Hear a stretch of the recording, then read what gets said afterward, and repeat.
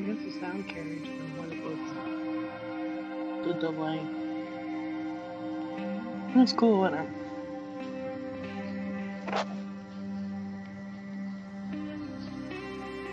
They're having thunder over Louisville today, which is the event before the Kentucky Derby.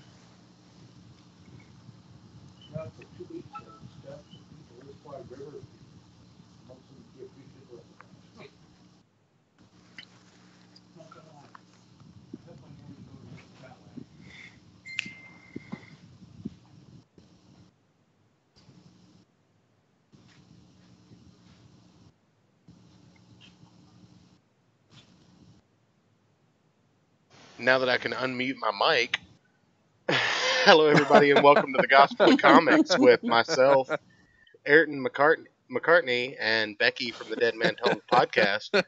Becky, I took a shot at you for thinking your mic was muted while the intro was playing. That was fantastic.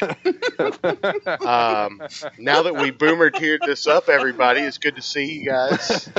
Thank you all for tuning in. I am so confused as to what's going on right now. That's true. I can't hear church. Becky's talking about the Kentucky Derby. I have no idea what's going on.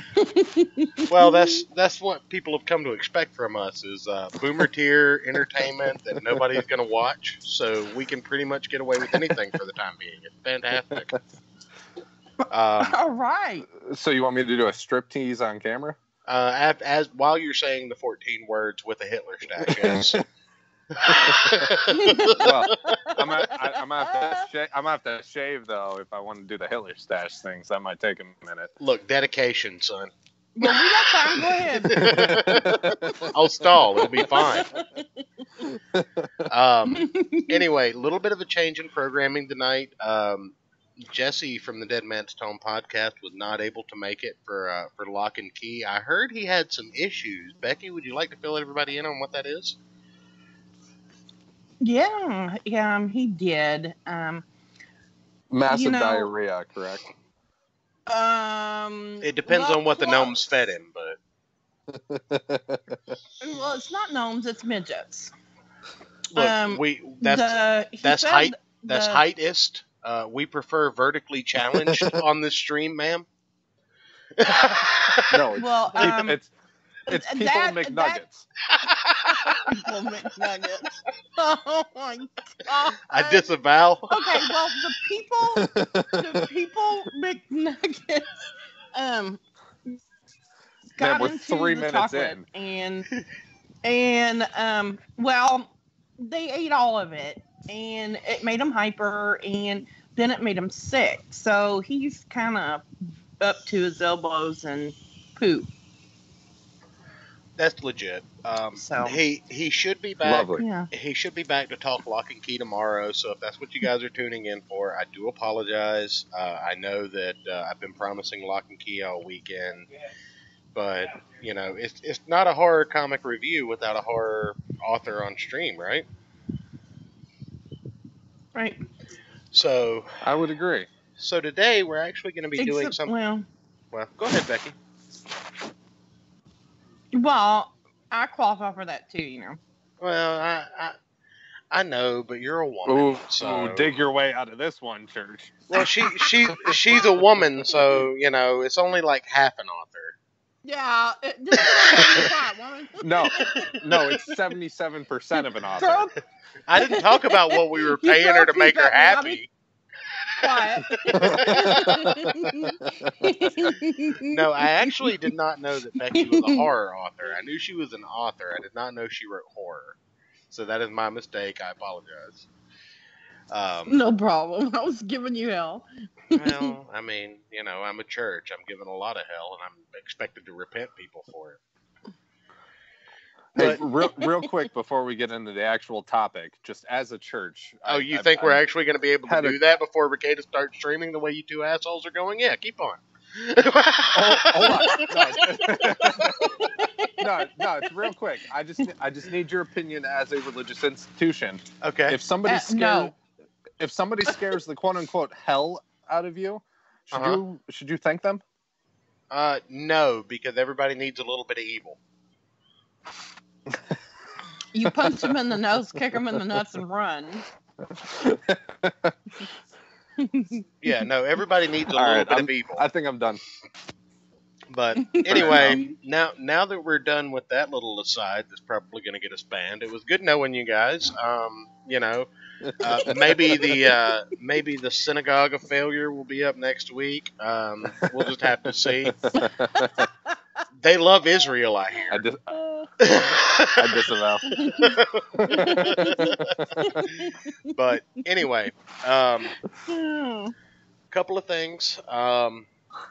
This week, I wanted to try and do something a little bit different. I thought about the idea of doing 2 different review streams of storylines or comic titles every week, and I felt like that would get people burnt out pretty quick. So what we're going to be doing going forward is we may do 2 review style videos in a week, but we're also going to be playing with a couple of different formats. And tonight we have one of those for you. This week, because we're flying by the seat of our pants, aka the Marvel method, I figured we'd review something DC finally. I believe Gulf City Cult of Krill in the chat requested that a few weeks ago. Is golf in there? Not yet. I think my wife is asking if you'd like her to kick my ass, Becky, and feel free to respond to that. Absolutely. Spectre, but I want the peeps first, please. oh yeah, no peeps for you if you kick my ass. Also, let's welcome Spectre Gaming into the chat and throw him a wrench, just because, like I said, I figure the first 25 viewers I can recognize should have wrenches, and he falls in there. I think we're up to like 12 now. So, cool. Welcome Spectre Gaming. Make sure you hit the like and subscribe button. I appreciate you jumping in, man. He and I talked a little bit last night, and I was going to do a Diablo stream, but then Scotch happened. So, anyway, we're going to be doing something a little bit different this week. While we are going over a DC Comics topic, we're going to be talking a little bit about a trope. And for those of you that don't know what a trope is, which if you know comics, you know tropes, but a trope is like a recurring theme, like the hero dies and comes back to life, or you know, the Mary Sue is a trope, which the Mary Sue is a Spectre is telling me that I've got good live stream help, so I'm not sure what to tell you. Let me check my OBS, buddy. I'm green across the board. Let me know if that persists for you, man. I'm sorry about that. Anyway, get off of Boost Mobile. Hey, man, don't insult Spectre like that. He's good people.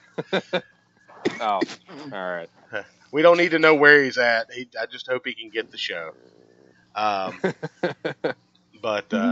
anyway, we're going to be talking about something that's happened in a recurring pattern in comic books, and this week that's going to be the times that Batman has interacted with a lantern ring. Comic fans, normal human beings know who Batman is, so I'm not going to get into that, but kind of a brief aside, the Green Lantern is a character with a horrible live-action movie starring Ryan Reynolds before he decided to just be Deadpool full-time.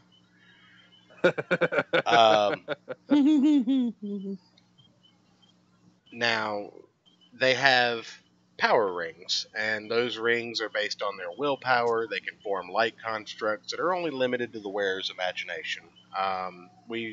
At any given time, we have about 4 Green Lanterns on Earth, and, you know... Because Earth is special for some reason. Well, you know, it's like New York and Marvel. What do you want? Fair. I mean, how many superheroes do you think could actually coexist in New York State? Oh, Becky. Yes, sir. Apparently, smash the like and subscribe button is held for review in YouTube chat now. That's fantastic. What? Really? I think it's because it's a Pewds meme.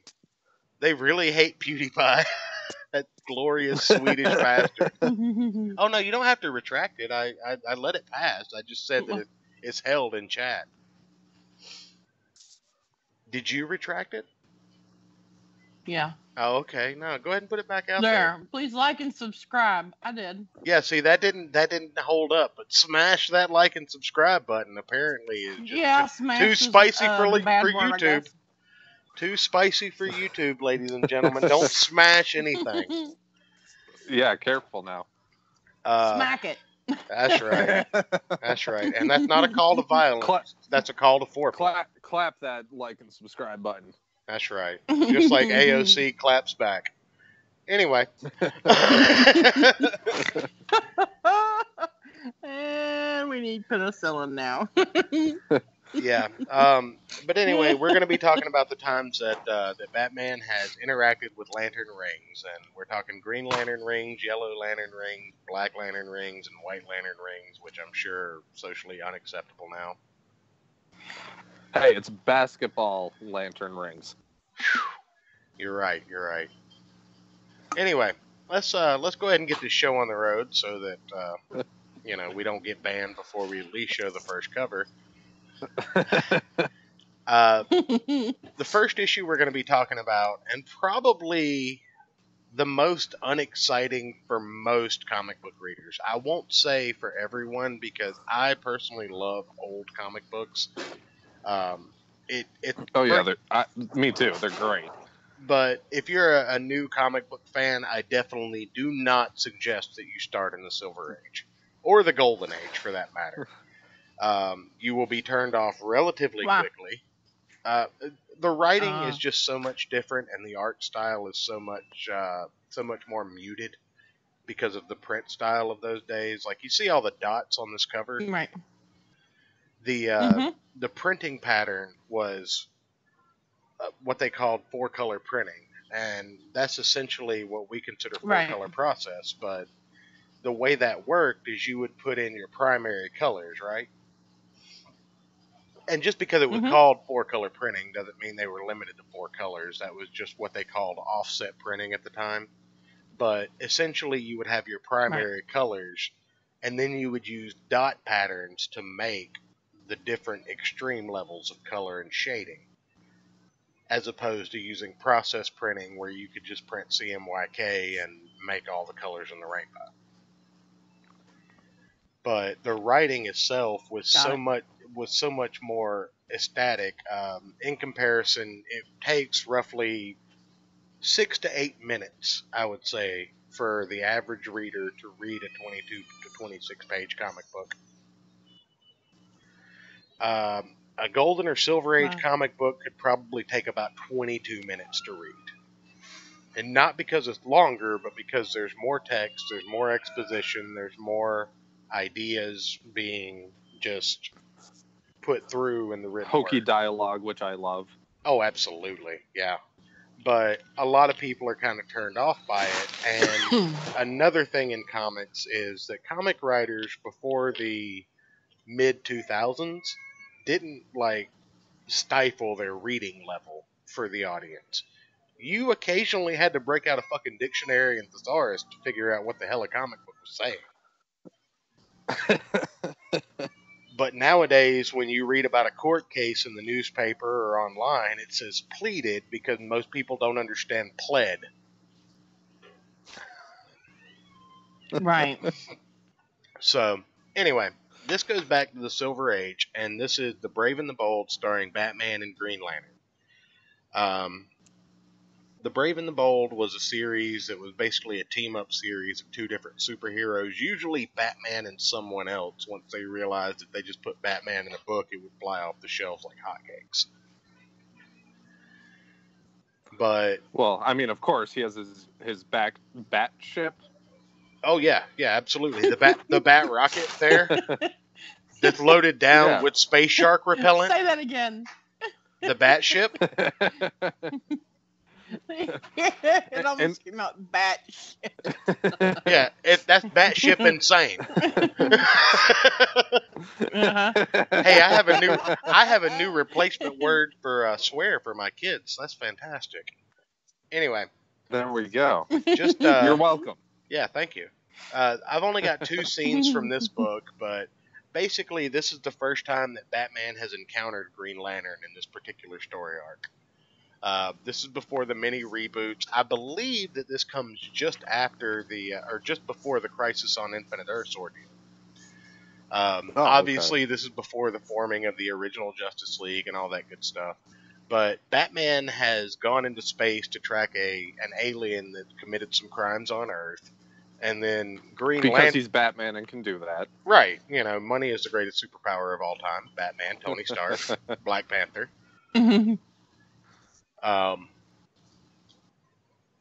But he's gone into space to track down this criminal, and he encounters Green Lantern. And Green Lantern basically pulls the normal cop move, which, again, for those who don't know, Green Lantern's an intergalactic policeman, so he patrols Earth's sector, which is essentially the Milky Way galaxy. But, you know, he encounters Batman and is like, hey, yo, what the fuck are you doing, man? You gotta slow it down here. You don't have a license to be in this part of space, champ. And Batman's like, this isn't Britain and this isn't 2019, so shut the fuck up. Boy, where's your license, mate? That came out way more Australian. I mean, I just disavow my own accent. It's coming soon. Don't worry. True. You know, R.I.P. Dick Masterson's passport.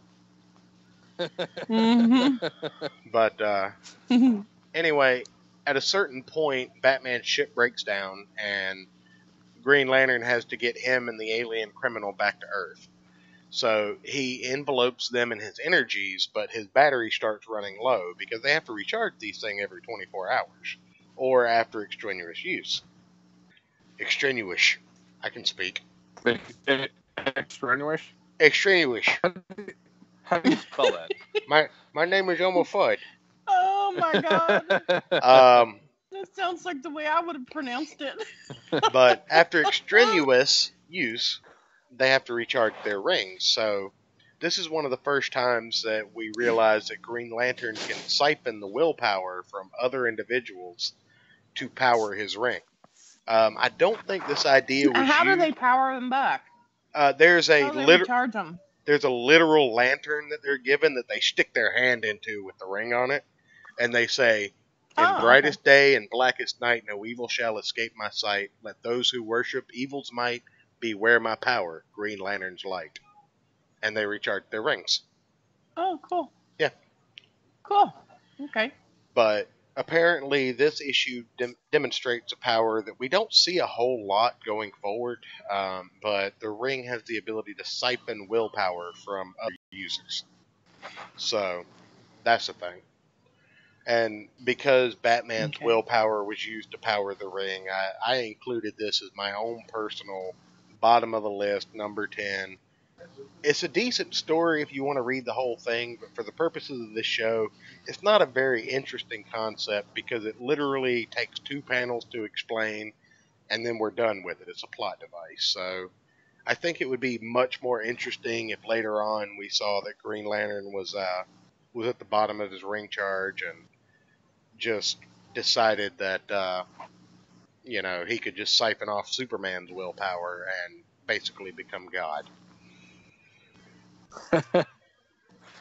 Yeah, it's an odd thing to bring up in one comic book 40, 50 years ago and never bring it back. Well, I'm not saying it was never brought back, but in the more important storylines, like this would have been a hell of a thing to include in Blackest Night. Like, oh shit, my ring's running down. Hey, Sinestro, throw me some of that willpower you're not using because you're a yellow bitch.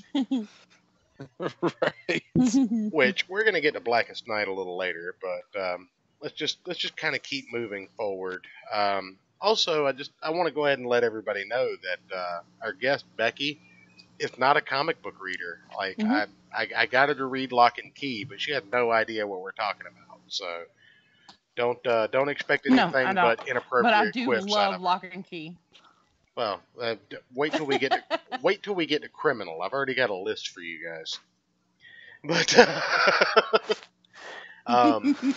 Cool. Oh, and he's got even a bigger list for me. oh yeah, Oh, I don't doubt it. oh yeah, yeah. Ayrton's grandkids are going to be on the stream with my grandkids because it's going to be in my will that they don't get any money if they don't keep the show going. But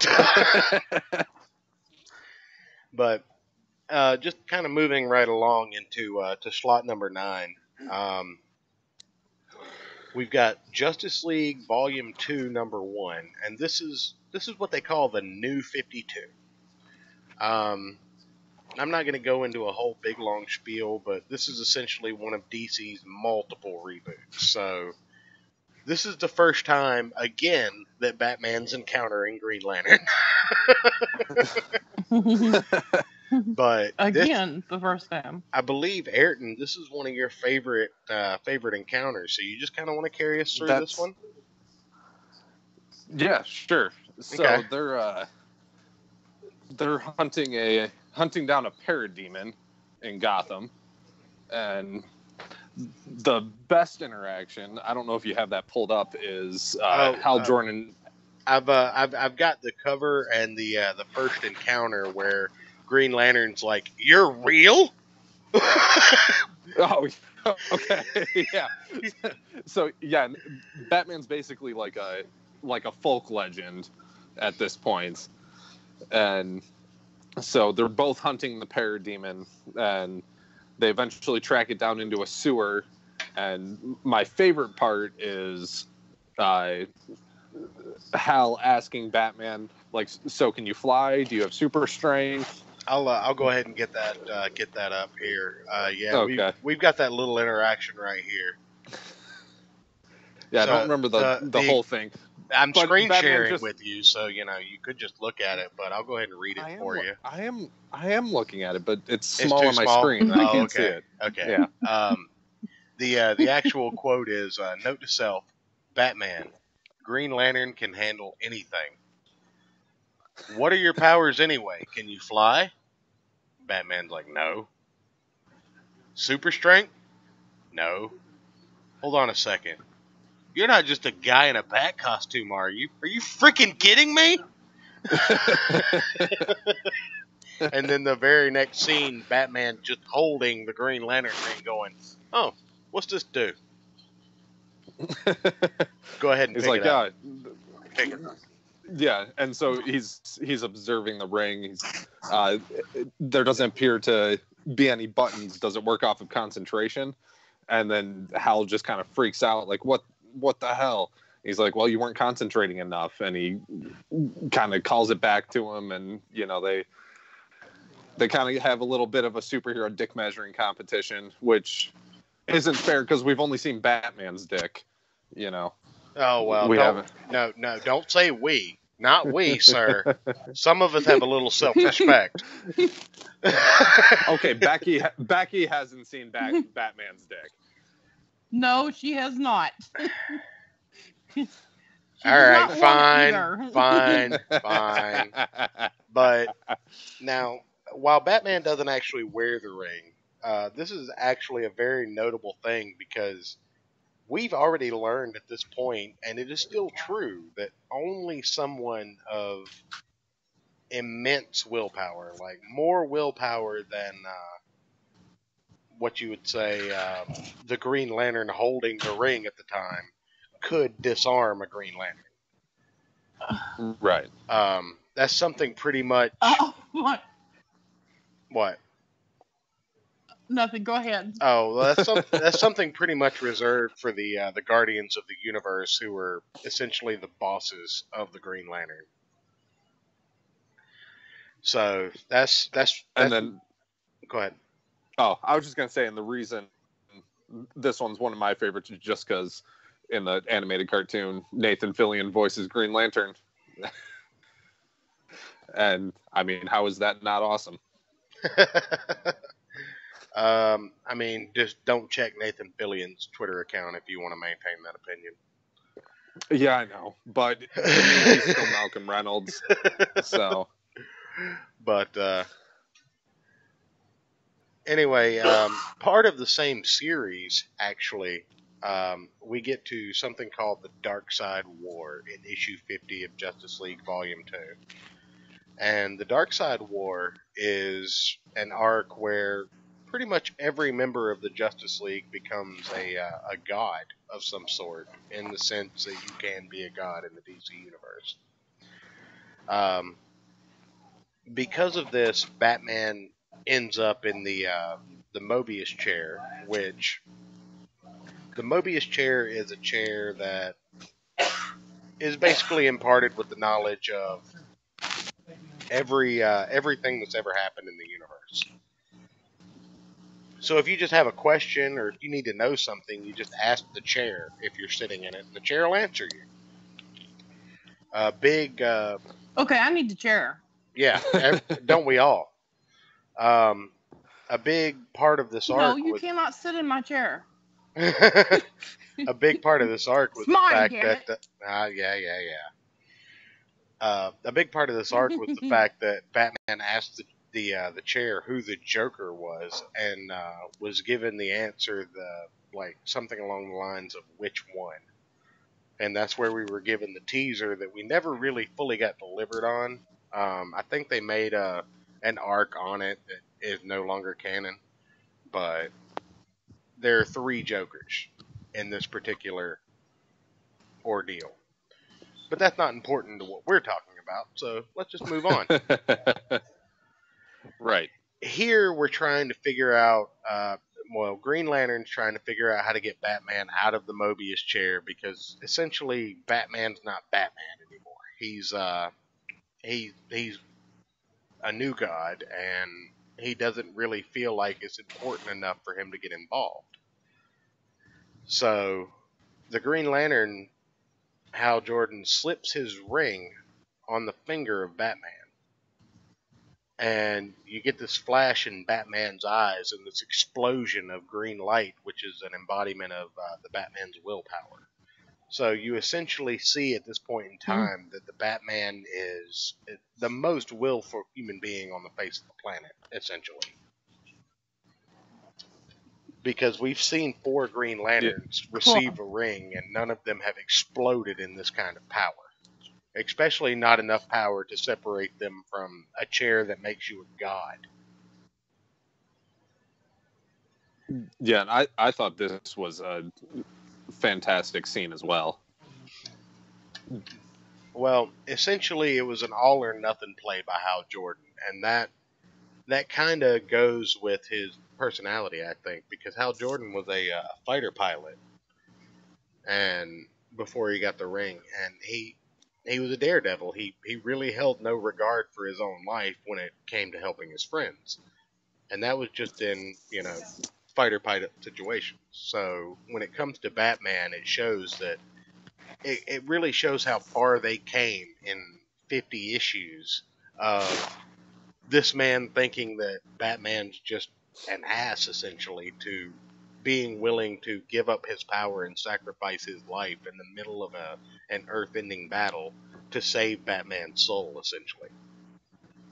Well, and even Wonder Woman's like, what the fuck are you doing? You're going to die. That's not Wonder Woman. That's one of the Darkseid's minions, or somebody that's on the bad side. Wonder Woman's in the next panel. You can kind of tell by and this is something that DC does really well. When there's a lot of characters that have similar silhouettes and whatnot, they differentiate their text boxes with color. Yeah. So yeah, I started reading some of the new 52 and stuff. Oh, cool! I didn't notice that until you said something. Right. It's a really easy way to kind of tell who's talking in what panel.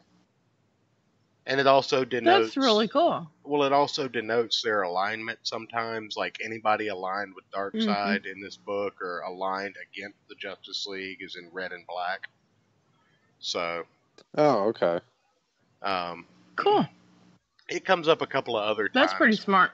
Yeah, well, it's an editorial choice. I don't know that I've seen it in Marvel. I'm sure it's happened. I'm sure Marvel did something like Shapes or... Yeah, because... In the Fantastic Four series we were looking at last week, Eric, the text boxes for Iron Man were all like squared off and disjointed where the others were Yeah, regular. and like Thor's actual text is kind of like that old English like calligraphy lettering. Yeah, the old English font or whatever. Yeah, and Vision's text had like little like jagged lines like in the corners of it. Right. So, anyway, moving on. This is a Q&A on comics for Becky, apparently as well. So, we're gonna engulf her in this lore, folks. It's gonna happen. She's gonna be a comic nerd by the end of all this. But I did pull a couple of extra scenes. I Essentially, probably will. what we're looking at here is you see Batman separate from the chair and him stand up, and his costume's been altered to take on the form of Green Lantern. But, you know, he eventually gives the power back to the regular Lantern, but not before Owlman jumps onto the chair. Now, again, I know you guys don't know a whole lot about this particular storyline, but Owlman is Thomas Wayne Jr., Batman's brother from another universe. Okay. And Owlman is essentially as badass as Batman, but evil. So, And decide to be an owl. well, owls eat bats, so I mean, it was a creative choice. Fair enough.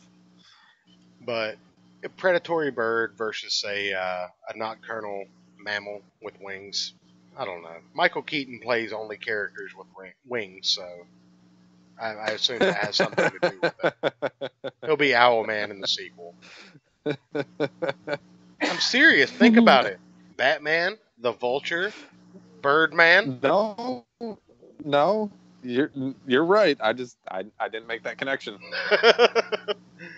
But yeah, they essentially and here you kind of get a shot of Batman being like charged by the ring before he just kind of gets the power back. It's nothing really important, but it's interesting to see that, you know, the ring boosted his willpower to the point of being able to move him out of the chair when it was the one thing that Batman couldn't do by himself in comics ever.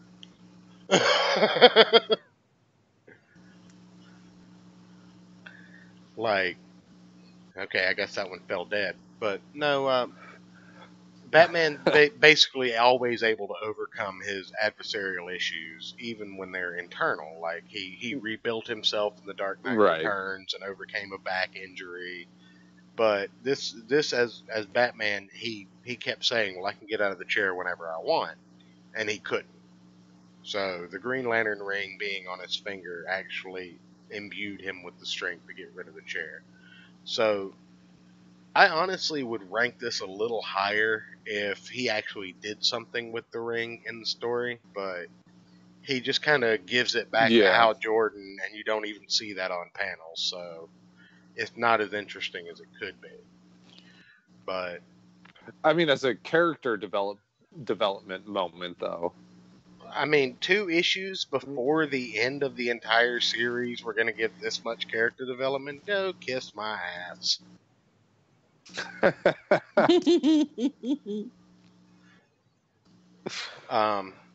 Fair enough. I haven't read the entire series, so, you know, I don't have that perspective. Get good, son.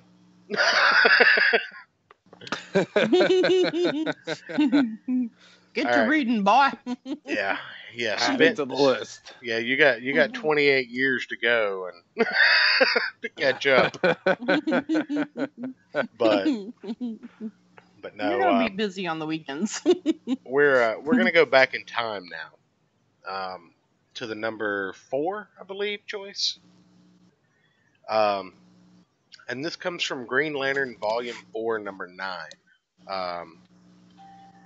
Now, the backstory here is Green Lantern Volume 1 was Alan Scott, Jade's father, old school magic-based powered Green Lantern. Green Lantern Volume 2 was your introduction to Hal Jordan. Green Lantern Volume 3 was following the death of Hal Jordan. Well, actually, Green Lantern Volume 3 was following the Parallax Saga, where you saw Kyle Rayner become Hal Jordan. And Become then, Hal Jordan? Or Green Lantern, kiss my ass. You knew what I meant. I was Beetlejuice. clarifying for the listeners. Yeah, he was clarifying for me. Yeah, that's it. Just looking at the chat real quick before I jump into this. Victor Rand is in the chat and says that the chair, the Mobius chair, should be a toilet. I completely agree that it should be a throne of power. And Mrs. Church. Yeah, what happens if you're That's stuck on the funny. throne and you have to take a shit? Oh, definitely it handles your waist Yeah, functions. hold it. Oh, no, it handles your waist functions, All I'm right. sure. Just like Tony Stark's suit. But Mrs. Church also said that, back with the Michael Keaton thing, that Beetlejuice didn't have wings, and I would argue that he could have if he wanted to. You got a point, So, getting back to the story. but I'm not sure which one of you is safer to side with. I mean, I can kick you out of the stream, which Yeah. would be probably better than being on the stream, so side with her. So we're making you stay. Right. That's your punishment. You have to stay. Right. But anyway, we're going to go back in time. Green Lantern Volume 3 is Kyle Rayner becoming the Green Lantern after Hal Jordan destroys the Green Lantern Corps. And Green Lantern Volume 4 is when the Green Lanterns are restored and Hal Jordan is brought back to life because comics! So, and side note, this is actually the variant cover for that comic. So, if you wanted this badass cover, you probably had to buy like 10 of the original to get it. Or spend like $30. God, that's so dumb. Yeah. Wow. Now, and you can kind of see in the page quality as well, but I think you can get the idea. Here we have Hal Jordan visiting Bruce Wayne after he came back to life for the first time and saying, "Hey man, what if you try to use this ring to get over your darkness?" And Batman's like, I'm not quite dead. Yeah, Batman's like, Sorry. what the fuck are you talking about?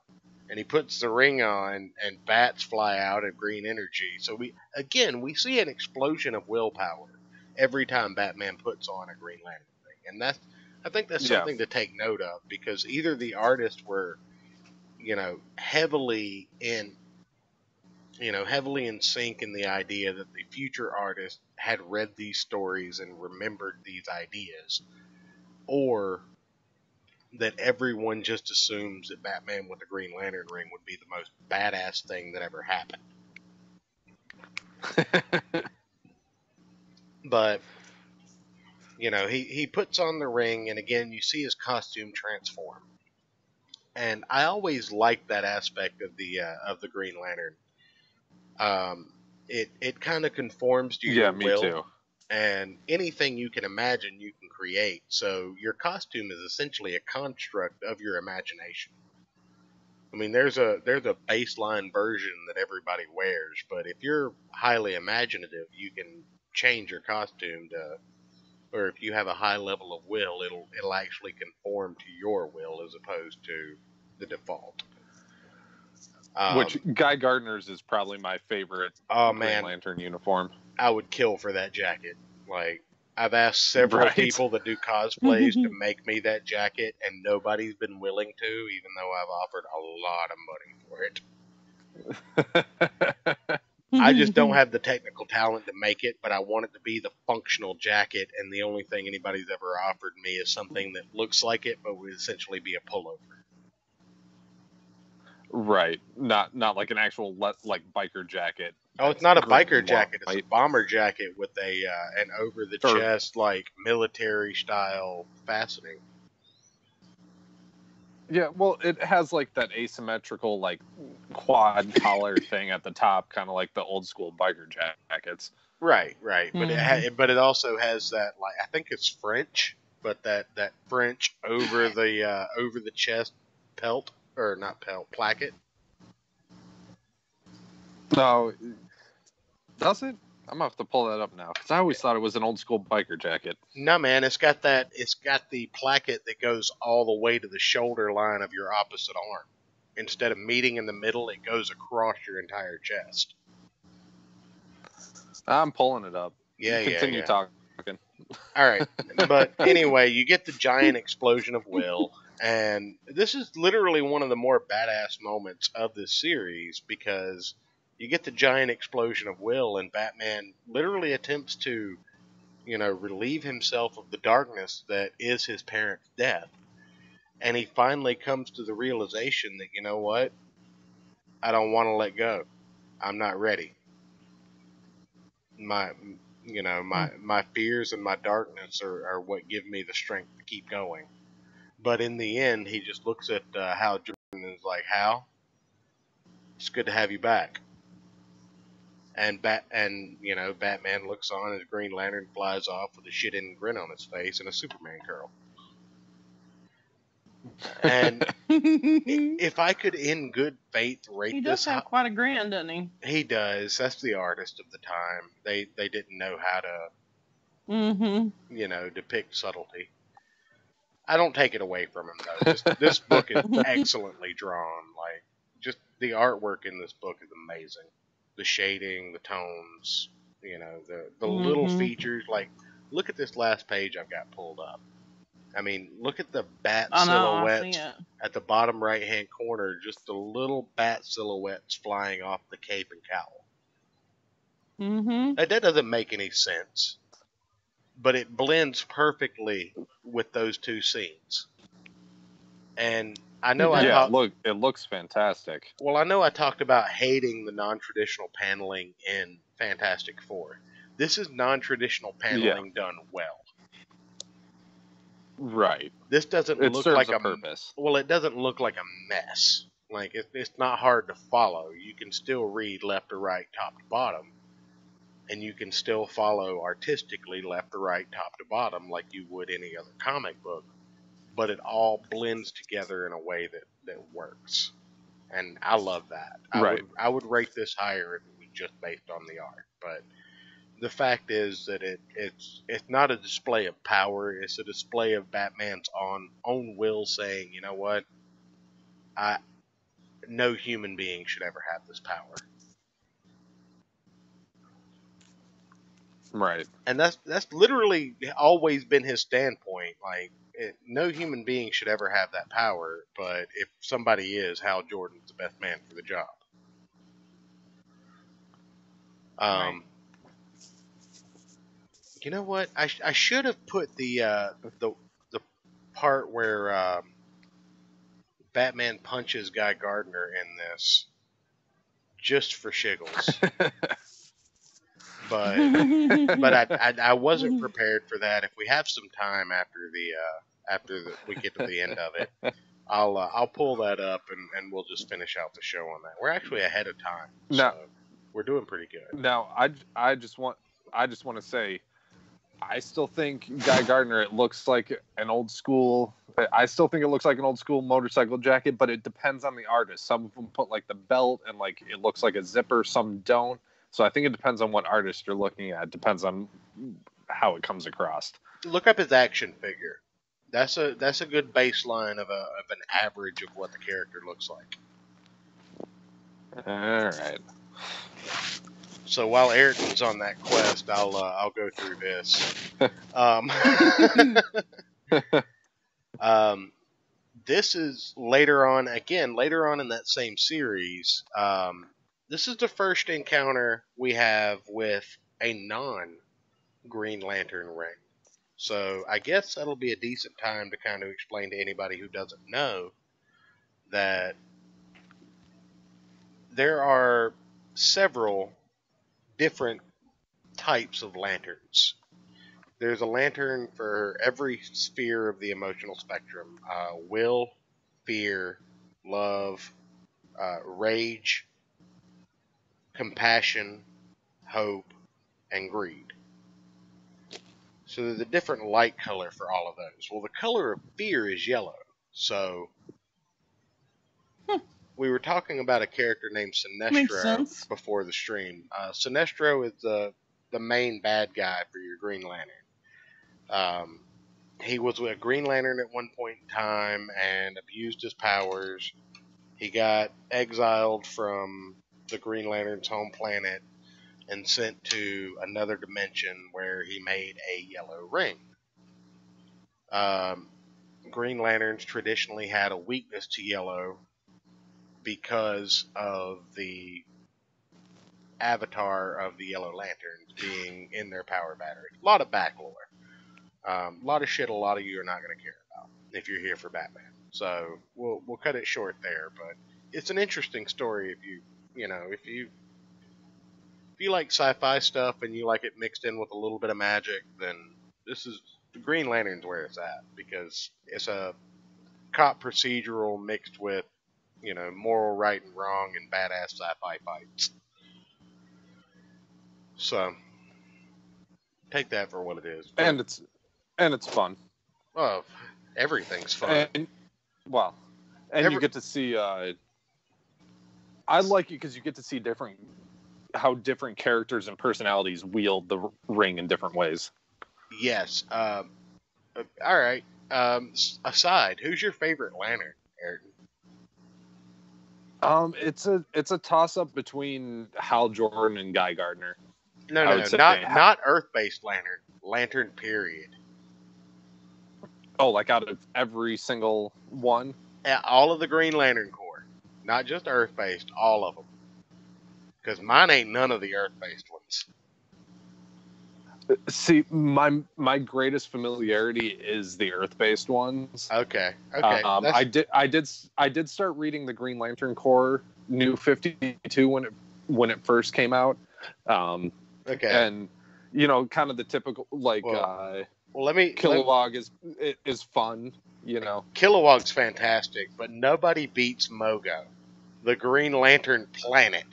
Like, literally, it's a planet with Green Lantern powers. All right, I'll give you that one. Mogo is a sentient planet with a Green Lantern ring. It is fan-fucking-tastic. Yeah, and I forgot his name too, but okay. Yes, no, I'll give you that one. You win on that. Like top 5 goes Mogo, Kilowog, Tomar Ray, Guy Gardner, Kyle Rayner. I like Alan Scott too, just because it's a little bit more like mystic and campy. There was a novelization of the Green Lantern stories that was put out on audiobook that I'll have to send you a link to look at, because it's fantastic. It's a little pricey, but it's kind of worth it. It's one of those graphic novel things that they make for truckers who can't read, but it's like a their tagline is literally a movie for your mind. Oh, wow. And I'm just sitting there thinking, like, isn't all movies a movie for your mind? Like, isn't that kind of a thing? But yeah, technically. I think we've tangented enough at this point in time. I sent you a couple pictures in Twitter DMs that I feel you need to pull those up for the end of the show, and we'll listen to him. Don't worry. There's no dicks or anything. Oh, well, I'm leaving. I didn't know old school biker jackets had that asymmetrical zipper. I know of military jackets that did that. Yeah.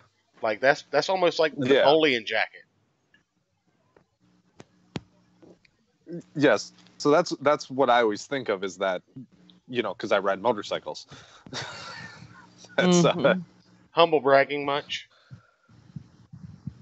Humble is that bragging? Well, I mean, we've already heard you've got the sexy voice. in the chat. We've already, you know, we've already seen you get more likes and retweets when you pimp the show. You really got to throw motorcycles into it to make all the bloomers drop, son. Is that what you're doing? Hey, I can't help it. It just kind of happens. But anyway, I'm not pulling these up because you're the worst. But yeah, I'll pull up where Batman punches Guy Gardner. How about that? I'll find that while we're doing the show. All right. Anyway, this particular instance here. Do you want me to find it so you can run an OBS? Oh, I mean, either way, I've got to describe. Yes, I do actually. Because I'm lazy and I want to run the OBS and finish my scotch. But this issue we've only got 4 stills for, and including the cover. This is again Green Lantern Volume 4, but it's number 17. So the Sinestro Corps, the Yellow Lanterns, have sent out rings to recruit other members, and one of them finds Batman and says, "Bruce Wayne of Earth, you have the ability to instill great fear. Welcome to the Sinestro Corps." And the ring just kind of like joins in him, and his costume again it shifts to a facsimile of Sinestro's costume, but the ring rejects him because he's worn a Green Lantern ring and goes to find somebody else. So I honestly feel like this should be lower than the previous issue, but at the same time, the previous issue provides context for why this scene happens.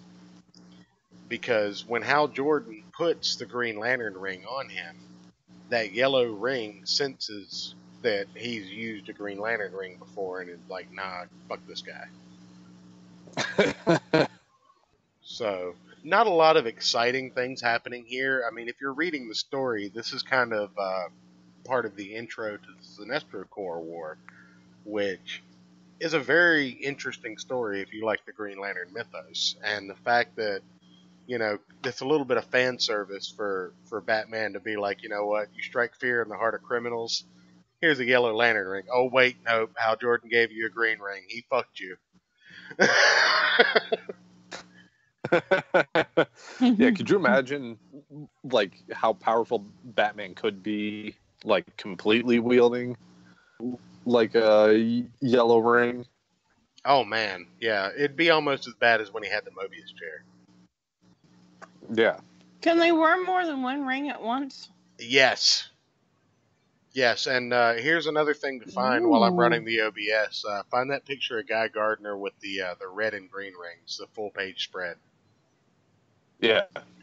I'll pull that up aside from it. We'll start with that one, and then we'll move to Batman knocking Guy Gardner out so that we can show how badass Guy Gardner is and how much more badass Batman is. But yeah, this is just a little bit of exposition for a bigger story.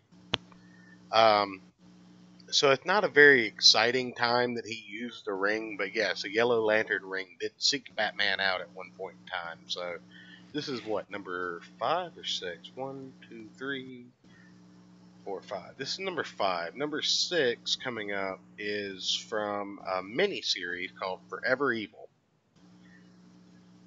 Now, Forever Evil is a story where in an alternate universe,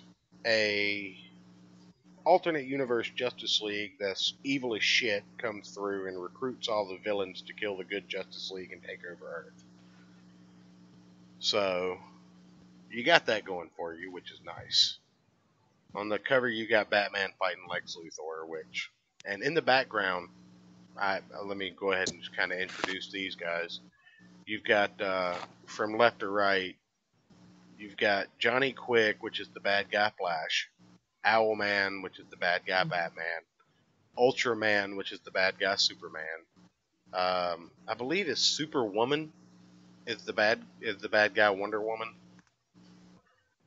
Deathstorm Ah, okay. is the Firestorm equivalent, and then Power Ring is the Green Lantern equivalent. Those are the guys kind of faded into the background. But Okay, cool. then you get the scene of Power Ring attacking Batman, and Batman, always being prepared, just pulls a yellow lantern ring out of his ass and puts it on. And his now, what's more ridiculous, that or the shark repellent? The shark repellent. Yes. Yeah, the answer to the question is yes, but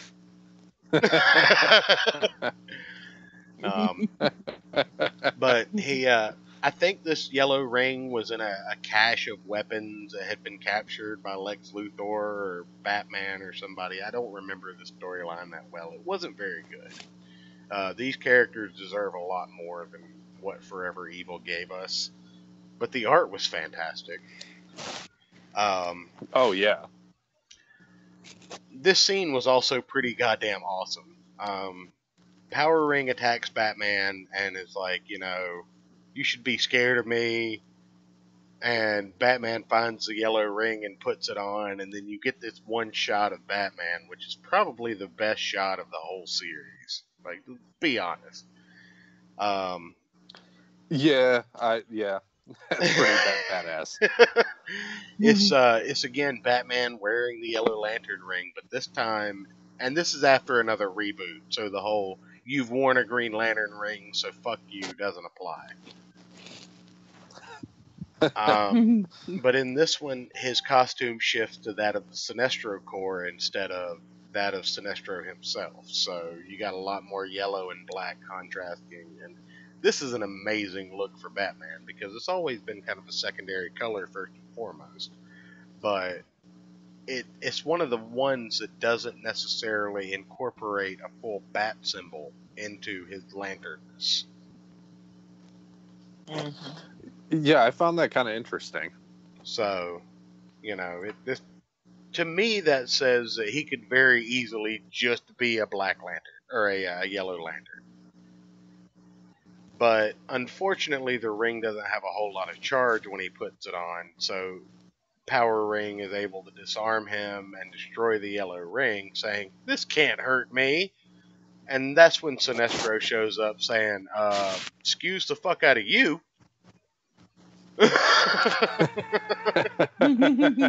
But Batman was able. So many words. Yeah, well, Batman was able to hold off the bad guy Green Lantern long enough with a yellow ring for reinforcements to arrive. And, plot devices.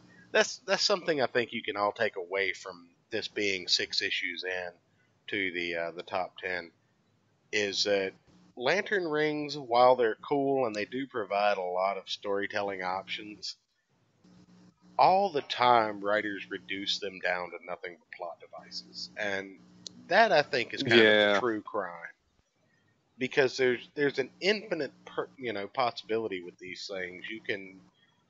You can make them have the kind of effect the Mobius chair had over somebody and start taking over their personality. You can have them change the personality of whoever it was, but instead you just use them long enough to get to the next beat in the story, and then Batman punches the guy. Or Superman uses his heat vision, or Wonder Woman lassos somebody. Like, not necessarily, but a lot of times the Green Lantern rings are taken advantage of, which is why I really like the next series we're about to get into a lot. So that's 6 issues, ladies and gentlemen. Anybody have any thoughts or anything? That's about the halfway point. We're at 11 o'clock. We got plenty of time to get through the rest of it. Nice. I hope everybody's pre-gaming good. Oh, absolutely. You drinking on something tonight? Yeah, Guinness, like usual. No. Get some Baileys and some Jamesons and drink like a man.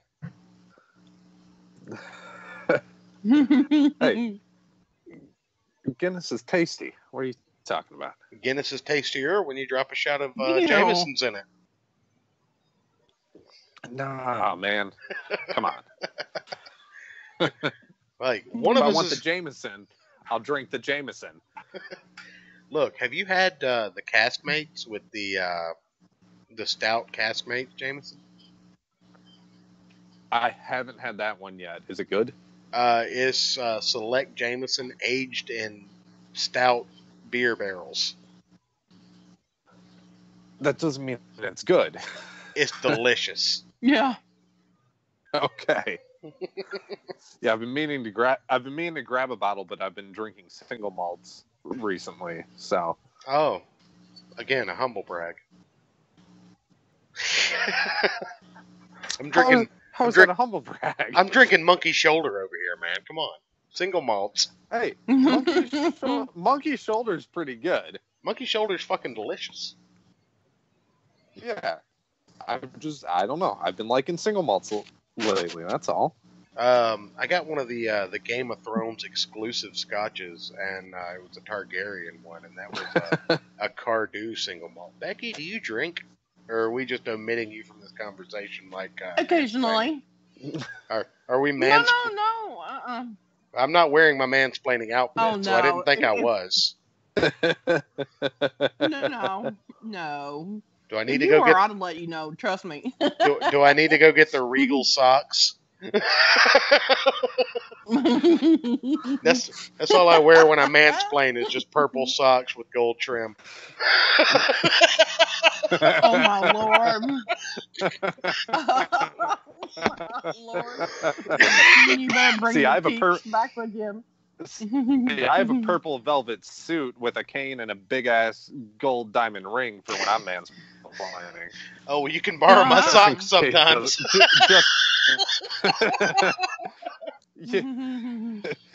Just in case she doesn't want to listen, you got to keep that pimp hand strong.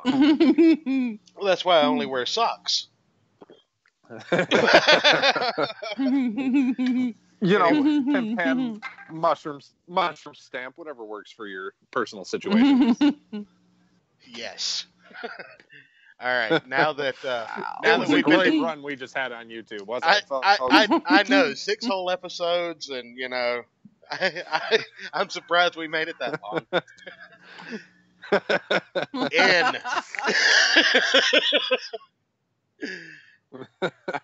I can't wait till we get super chat, y'all.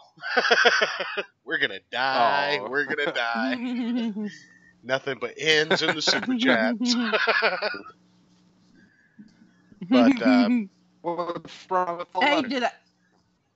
You'll have to ask Jesse tomorrow what happened to him last night. oh yeah, and what he wears to mansplain. These are the important Oh God, questions. please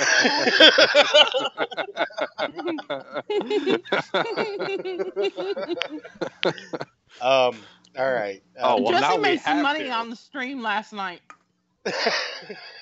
Well, yeah, I gotta fuck that up. Yeah. That's what I'm saying. I gotta fuck that up. Let me just let me super chat him and end.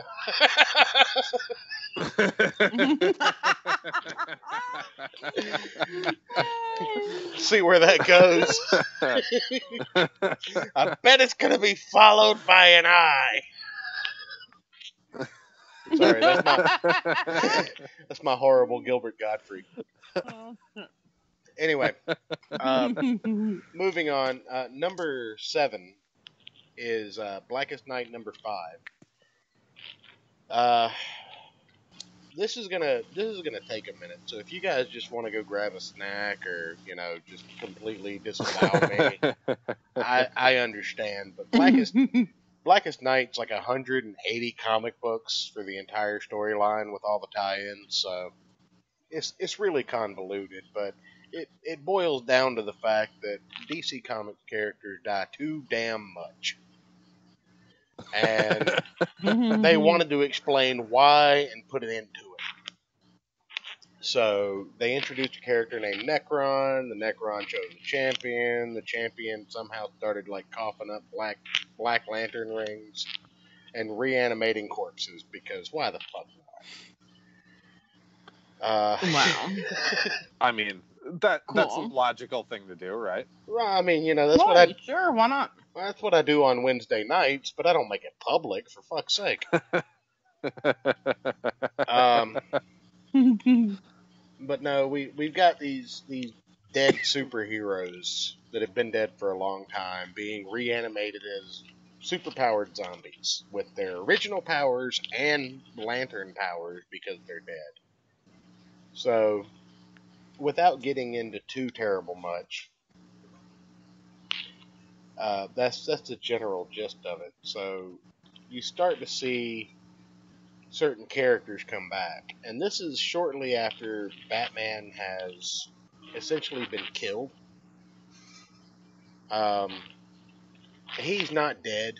He's just traveling through time, but there just so happened to be a clone of him in a bat costume that people buried because comics. I'm not quite dead. I'm not quite dead, mate. Nope, still hanging on. I'm getting better. But the corpse of a Batman clone is reanimated with a Black Lantern ring. And I swear to God, this would be number 10 if it wasn't such a badass story overall.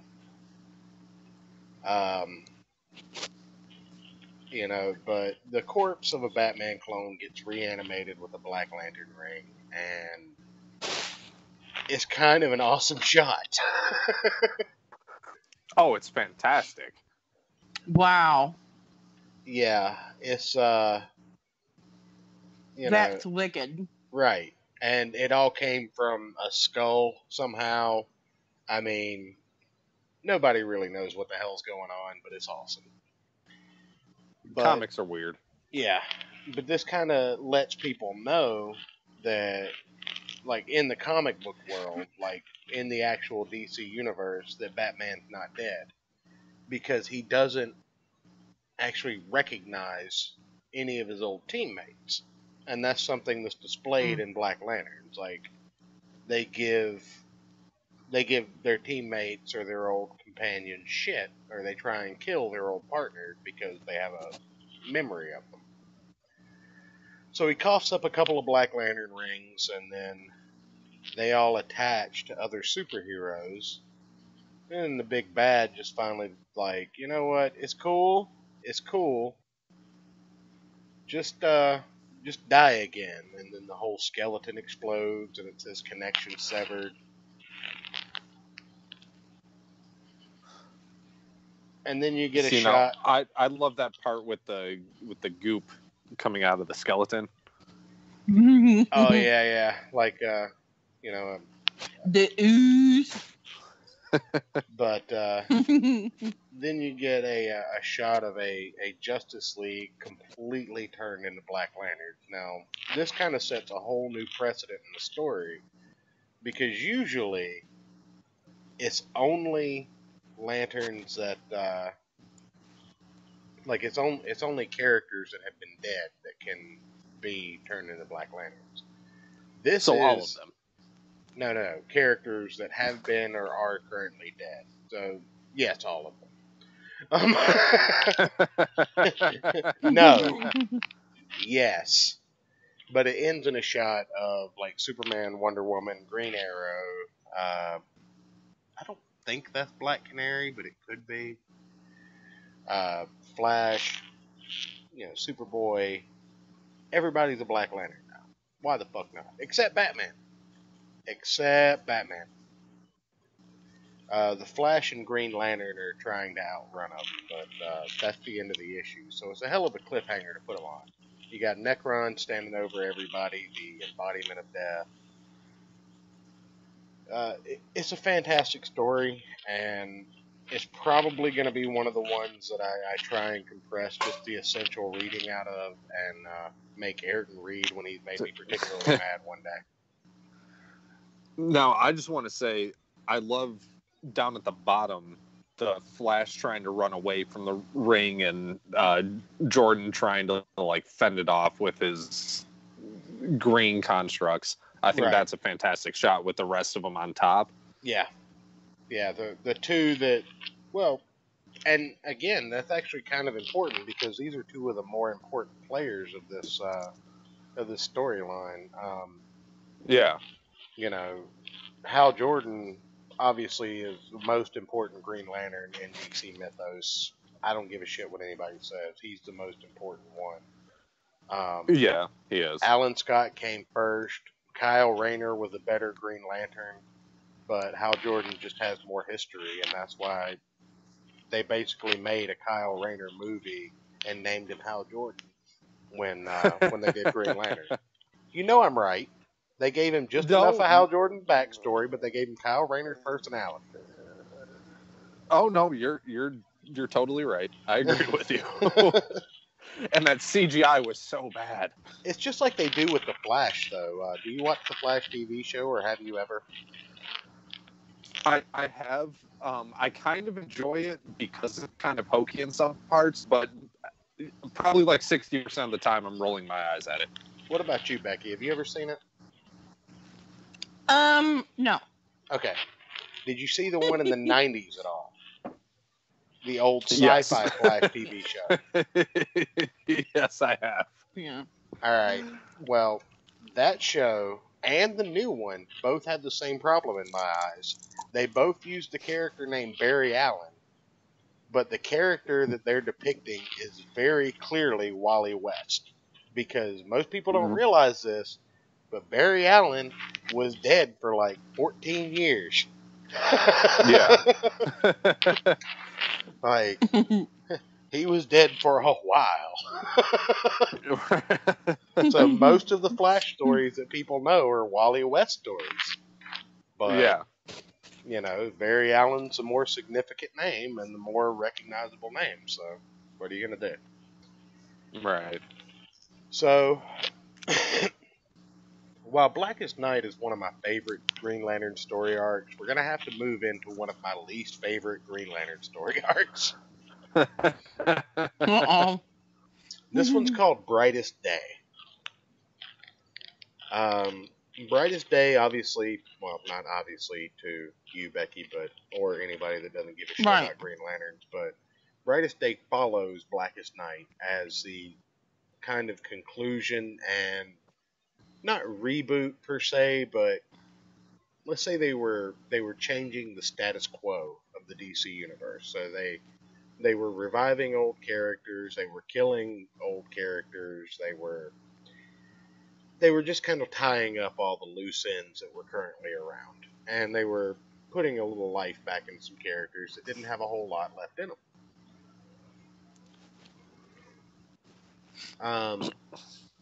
What this kind of leads to is a series where we have one of my favorite characters. Now, don't get me wrong, Boston Brand, the Dead Man, is a fantastic character, depending on who's writing it. His backstory is brilliant. He's a ghost, essentially, the ghost of a trapeze artist, and yeah, and see, I'm not familiar with his character. Okay, well, he's the ghost of a trapeze artist, and his ability basically is that he can inhabit the bodies of people and just kind of take them over, but he maintains his acrobatic abilities. So, say there's an alien invasion and the Justice League are trying to fight it off. Well, the Dead Man's probably there, jumping into civilians and making them backflip out of harm's way. Oh, okay. And it leaves them like tired and their muscles hurting, and they're like, how the fuck did I just do that? Because they have no concept that he was there. Right. But his name's Boston Brand because everybody in the DC universe, unless you're Bruce Wayne or Barry Allen, needs a literary name. But Boston Brand is basically the embodiment of life by the end of the Blackest Night series. And he has this white lantern ring with the power of life. He can revive characters who were dead and all that shit. It's very strange. I did not like the story at all.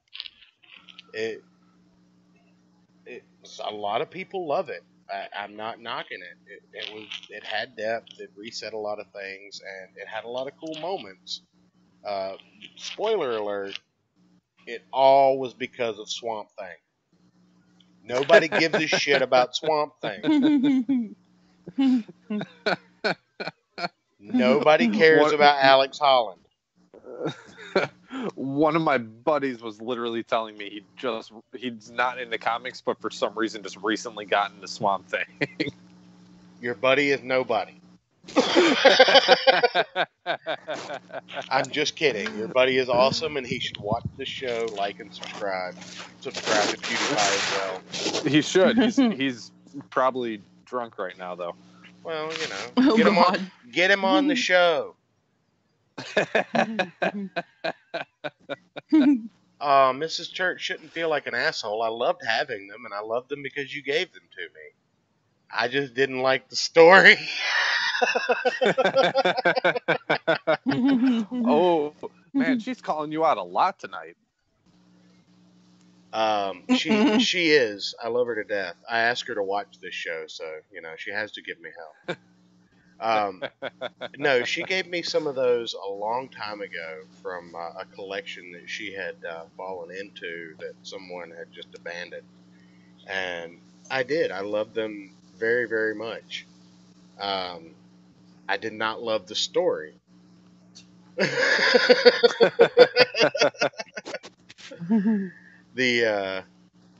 She'd call me out every week if she was here. She doesn't watch every week so that I might get through a show without feeling like an asshole, but I love it when she's here because all husbands need to feel like an asshole every now and again. Right.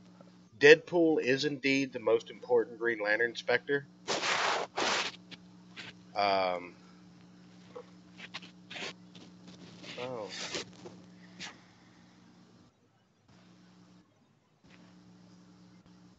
Are you still there? I put up the wrong link on my Twitter. My bad, Spectre. No, I'm I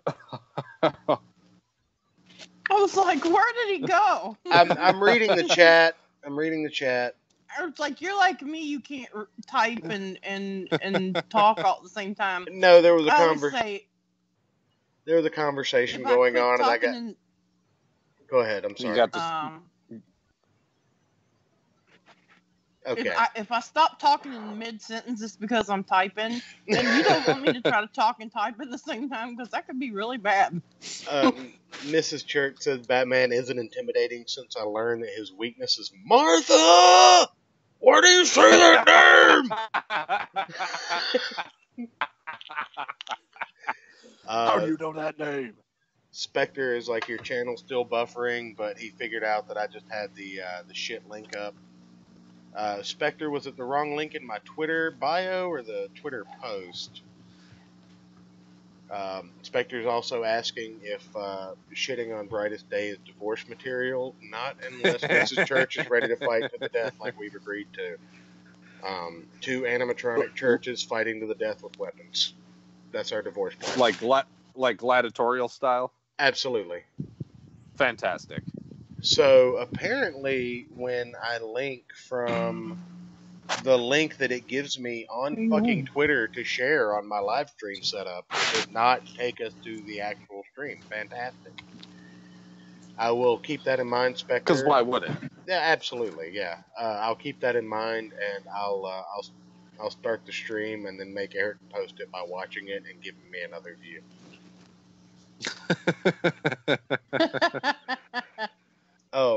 Hey, Spectre, that is sexual harassment. We have a lady on the stream today. I mean, she might like the fact that Spectre's getting erect. She might. Don't speak for her. No. Stop mansplaining. Hey, don't you know? I wear my purple velvet suit like 24/7. I sleep in the damn thing. You never know when you need to pimp slap a hoe. Now, do you wear normal clothes, like Velcro clothes over it that you can rip off and just be in your mansplaining suit, or do you just wear the mansplaining suit? No, it's like a full-on, like how Superman wears his suit over top of his costume. What he Oh, forgot to tell you was it's painted on, you know? oh, so it's really no better. Oh, It's really no better than my Regal socks. No, pretty nice. no, it's a body tattoo. Oh, got It's paint. Don't let him lie to you. it. Got it. All right. Well, moving on from this degeneracy, I disavow myself. I disavow my co-host, my guest, everyone but my wife. I disavow.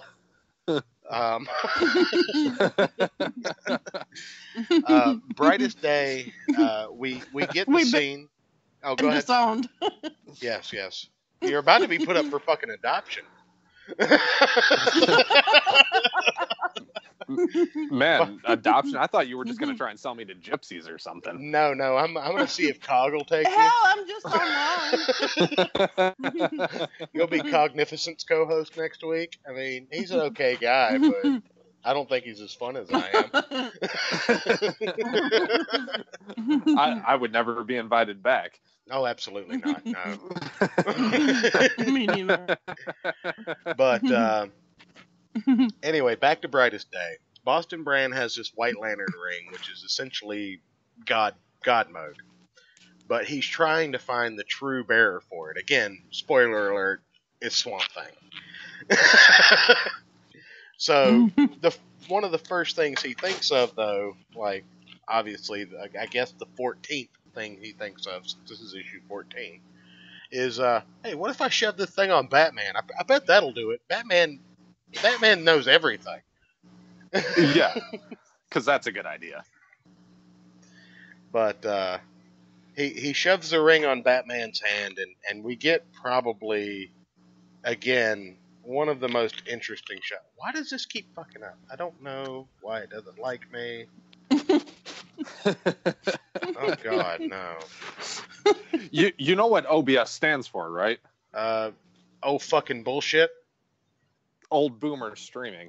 Oh, no, I just think it's bullshit. This is bullshit. Anyway, there we go. So, he gets the ring, and again, it powers him up, and you start seeing the names of all of these dead people pop up around the ring. I think these are people that have worn it at this point, but I'm not sure. I can't remember. I haven't read the story in a long time in its completion.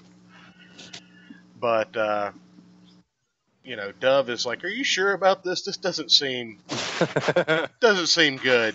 And Batman's like, "Yeah, all life is connected." He just goes all philosophical, and then the ring's just like, "Nah, we're just gonna." You get this big explosion of power, and then the ring's just like, "Nope, not gonna happen." Yeah, not cool. Yeah. So, oh my God, really?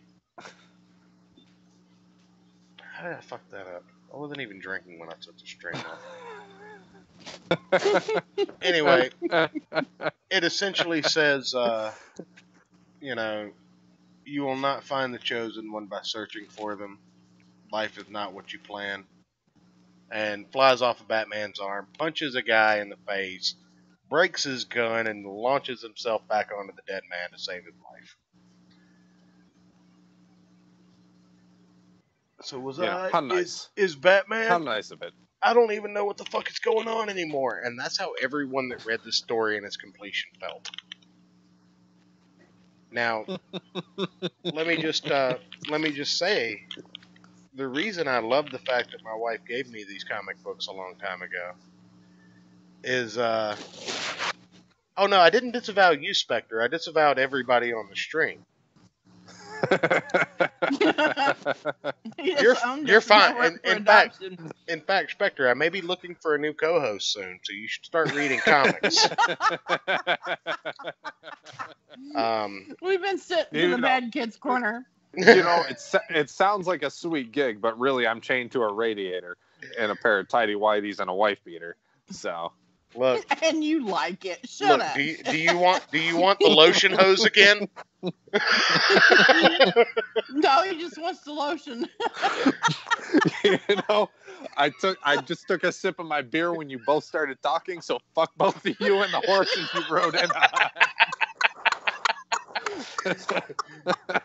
I rode in on a bull, sir. Thank you. Hey, your bull identifies as a horse. You misgendered my bull. Anyway, the scene ends. The ring breaks a gun. It's actually kind of an awesome issue, but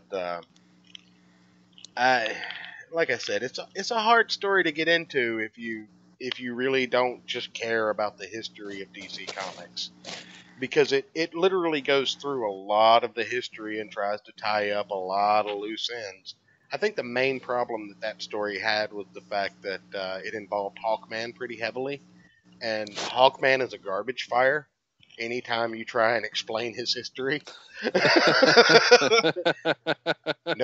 Nobody knows what the fuck Hawkman's deal is.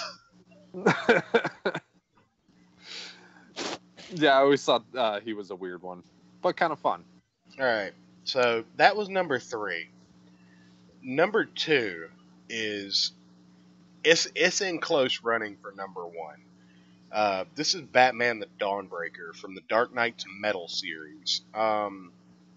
Little backstory on that. Dark Knight's Metal is a storyline where instead of an evil Justice League coming to the mainstream DC universe, we got an evil Justice League made up of Batman. So there was a Batman with Superman powers. There was a Batman, or no, not a Batman with Superman powers, excuse me. There was a Batman who essentially turned himself into Doomsday, the creature that killed Superman. There was a Batman that had turned himself into a machine like Cyborg. A Batman that had stolen Barry Allen's Speed Force. A Batman that had a Green Lantern ring. A Batman that had the power of Ares. I mean, it was a Justice League of evil alternate universe Batman. And it was fan-fucking-tastic. So it was basically fuck you, you're all dead. Yeah. Yeah. Basically, we're here to fuck shit up, and only the real Batman can stop us.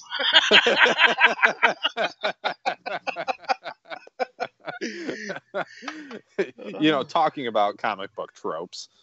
Yeah.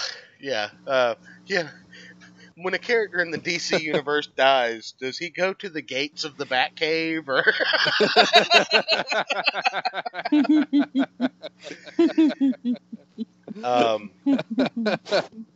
Anyway, like all of these tie-ins for the Dark Knight Metal series, they released an issue of one-shots to give the origin stories of what went different for this Batman.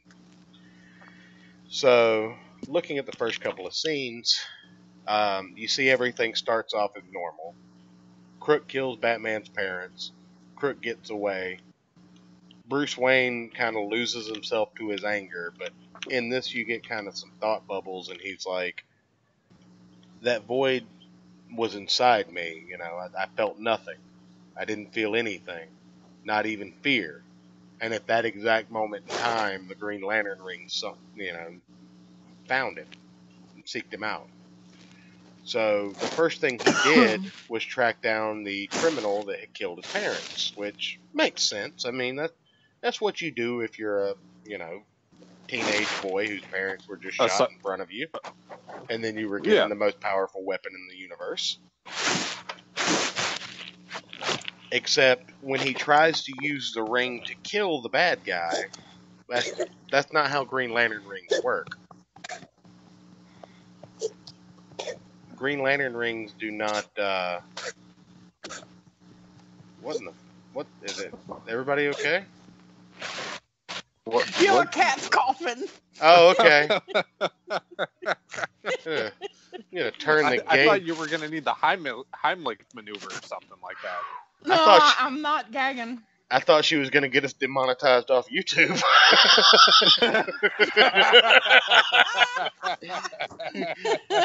Start calling her Mrs. Medicare in here. You know what? So what's wild? Just real quick, a side story. So I was hanging out at the bar. Yeah, this is going to be great. And no, it's real quick. I promise, it's real quick.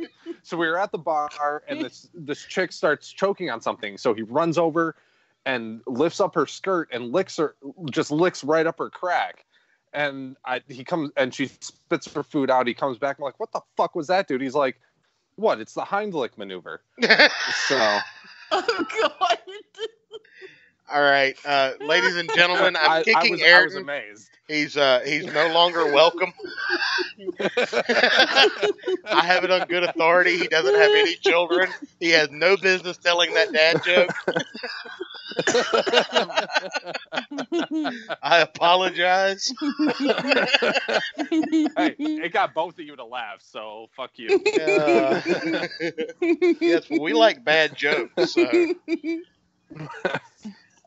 Anyway, Green Lantern rings aren't set up to kill, so he overpowers the Green Lantern ring and corrupts the power in it, and it becomes kind of a, like a shadow ring, and he breaks it in so many ways that he has new powers. Yeah, this was wild. This story. Yeah, this is something that I definitely suggest everyone check out. Even if you're not invested enough to read the whole Dark Knight's Metal series, you should definitely look up the one shots of these characters. Oh yeah, this one was insane in a good way. Yeah. So this is and this is upon request of my co-host, which I don't know why I do anything for anymore. Me either. But I'm gonna read the Dawnbreaker Oath in my my Batman voice, which is horrible. So I apologize to everyone in advance. With darkness black, I show the light. Wait. Hold on. Let me actually pull up the issue. I can't read it on fucking OBS. Fuck this noise. Is my Batman voice good enough though? Is that acceptable? Is that as bad as you wanted it to be?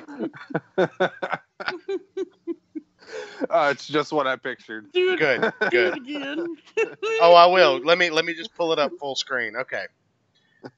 With darkness black, I choke the light. No brightest day escapes my sight. I turn the dawn into midnight. Beware my power. Dawnbreaker's might. Fantastic. Yay! Well, every Lantern Corps has an oath. We should be monetized just for that. Absolutely. That was fantastic. Absolutely. Someone should clip that out and just put it on their channel and their YouTube career made. I wonder if I can pull that and do some auto-tune shit to it. God damn. Oh my. Yes. Do it. We'll make it the intro. I'll see what I can do. But just a little backstory. Every Lantern Corps, every color has an oath, so to speak. Most of them are terrible. Like I think I said the original Green Lantern oath earlier today is in brightest day and blackest night, no evil shall escape my sight. Let those that worship evil's might beware my power, Green Lantern's light. And that's how they recharge their batteries or their rings with the batteries, and just a kind of a mantra, so to speak. Yeah. But every Lantern Corps has their own, and it all kind of pertains to the emotional spectrum that they fall from. So the fact that the Dawnbreaker had his own oath.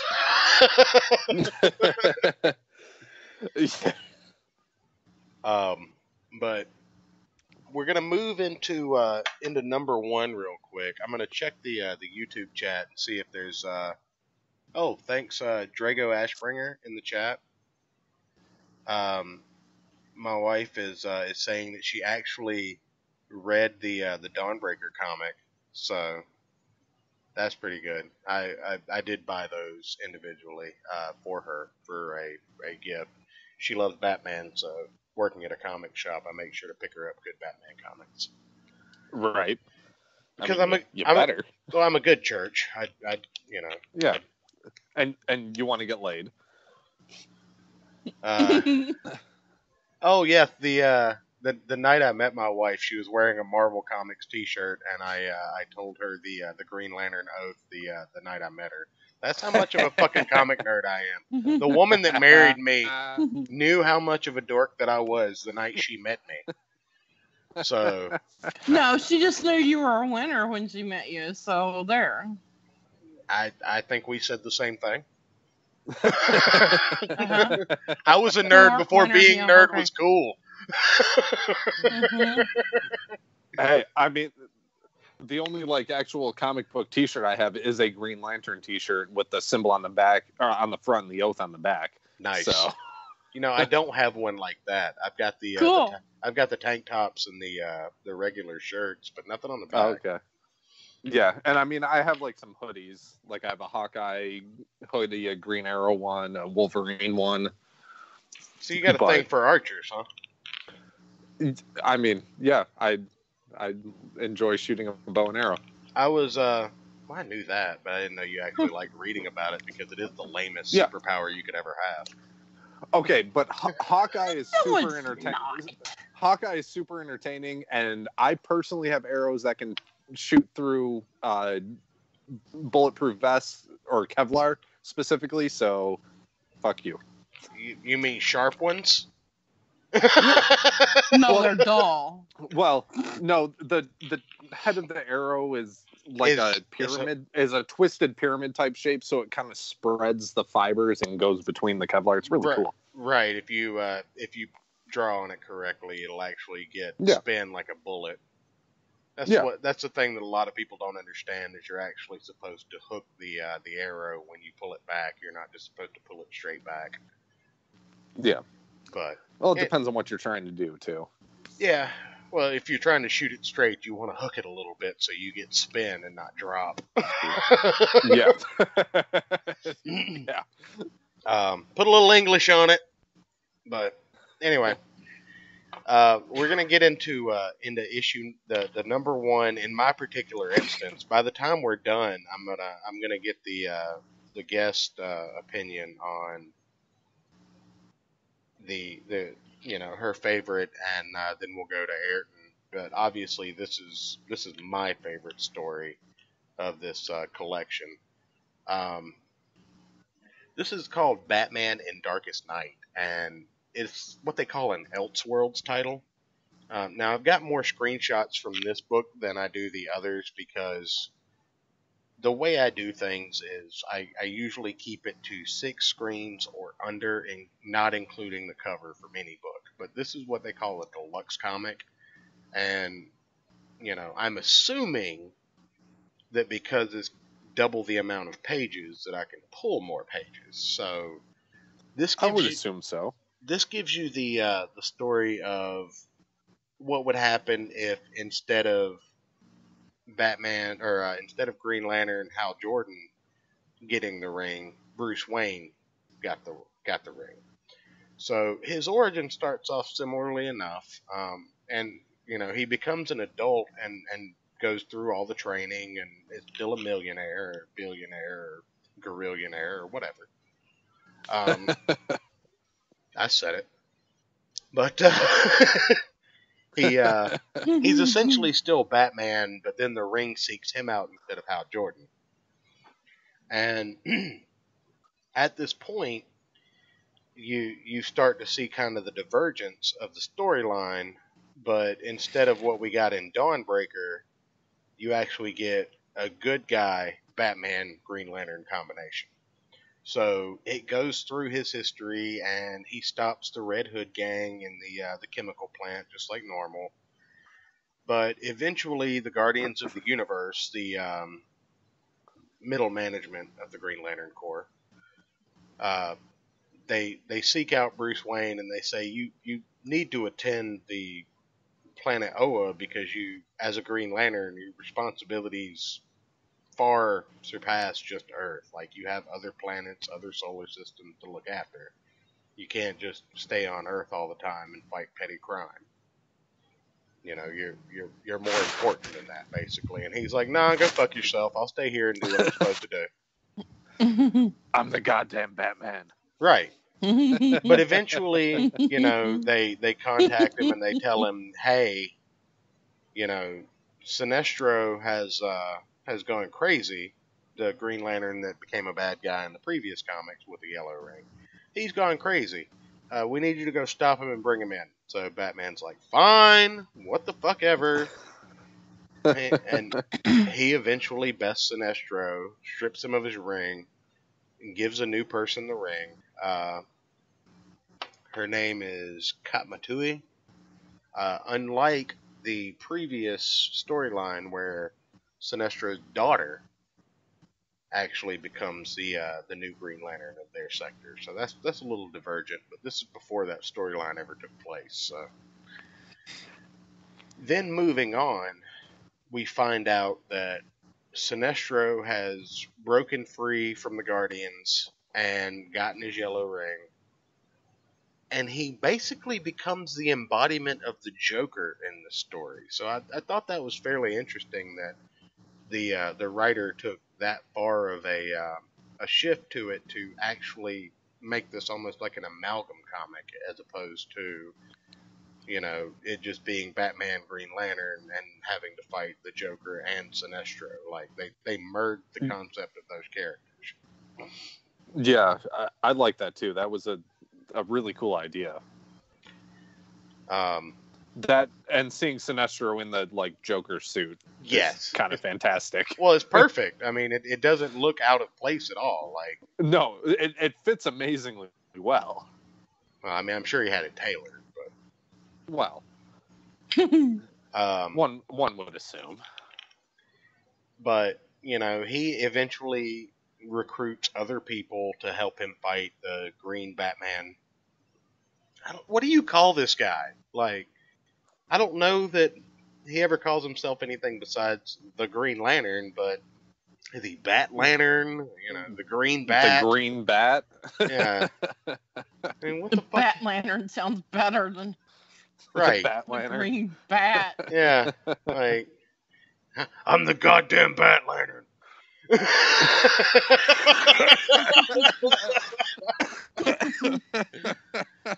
But you know, we get an Elseworlds incarnation of. I'll let my co-host and guest finish. We get an Elseworlds incarnation of Catwoman and Two-Face as well. They both have lantern powers without rings, so I'm kind of confused by that because I didn't read this book again today, and I don't think they explained their power sources. I think we just knew they were in Sinestro's gang. So, comic books. Right. That's essentially where it's at. But you know, eventually the Guardians get kind of pissed off that Batman's not reporting back and all that good shit. But because the Batman has a Green Lantern ring, you get Superman, and from what we can tell, Superman doesn't exist in this world yet because Batman with the Green Lantern ring has kind of rendered him obsolete. So we move on, and you know, eventually the entire Green Lantern Corps gets their ass handed to them by Batman. So the answer was to give all of Earth's other superheroes Green Lantern rings as well. So this is basically like Green Lantern Oprah. You get a power ring. You get a power ring. Everybody gets a ring. I want one. You don't get one. Damn it. At least have a fucking peep.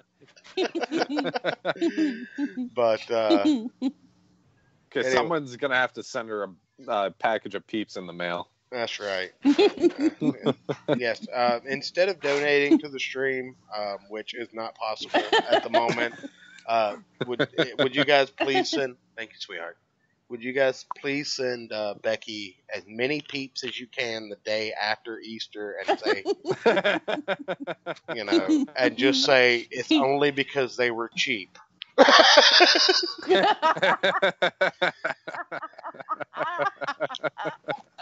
But the bribery will get you everywhere. the story eventually wraps up with Alfred dying, which sucks ass, but it basically takes away Batman's last.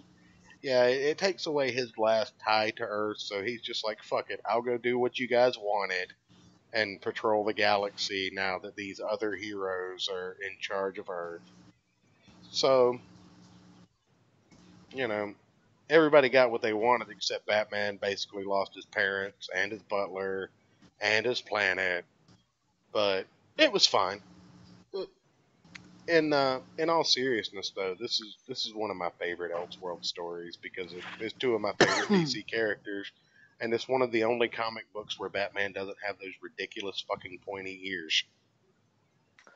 I don't know, but the suit in this one still looks a little bit goofy. Oh, absolutely, but it doesn't have pointy ears. I would have respected him if he would have put like bat ears on the side of the cowl, even. Except the fucking the half Klansman points on either side just didn't do it for me.